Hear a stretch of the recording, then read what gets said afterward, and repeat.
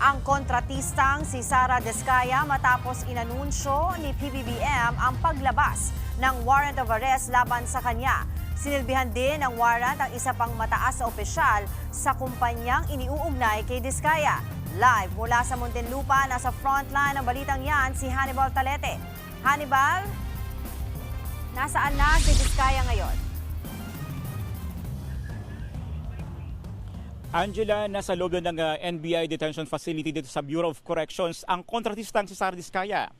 Kasama si Diskaya sa magpapasko sa kulungan. Mismong si Pangulong Bongbong Marcos ang naglabas ng anunsyo ng kapaglabas ng kanyang arrest warrant. Sa loob mismo ng NBI, inihain ang arrest warrant kay Diskaya kagabi. Nasa kustodiya siya ng NBI matapos sumuko sa ahensya ang kahit wala pa siyang arrest warrant noong isang linggo. Naharap si Diskaya sa kasong malversation of public funds at paglabag sa Anti-Graft and Corrupt Practices Act. Kaugnay ito ng 96.5 million pesos na ghost flood control project sa Davao Occidental kung saan sangkot ang isa sa kanyang mga kumpanya. Dati nang iginiit ng kampo ni Diskaya na kumpleto raw nila ang proyekto na yan. Isinailalim din si Diskaya sa physical examination. Matapos nito ay agad na biniyahe ng NBI si Diskaya mula sa Pasay papunta sa NBI detention facility sa Muntinlupa.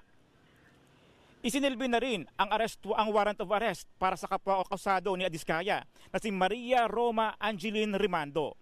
Nasa Pasig City Police Headquarters naman si Rimando. Si Rimando ay mataas na opisyal ng St. Timothy Construction Corporation na pag-aari ni Diskaya. Dinala sa Rizal Medical Center si Rimando para sumailalim sa medical assessment.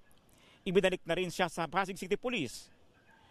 Angela, ngayong araw inasahang lilipad si Diskaya pa Cebu kung saan nakahain ang kaso laban sa kanya. Ang Lapu-Lapu Regional Trial Court Branch 27 kasi ang naglabas ng arrest warrant laban kay Diskaya at siyam na iba pa. Angela. Maraming salamat, Hannibal Talete.